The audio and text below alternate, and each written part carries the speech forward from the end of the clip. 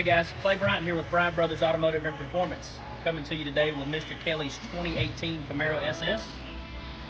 With this one right here, we're doing a DOD delete and a Bryan Tooley Racing Gen 5 220 camshaft.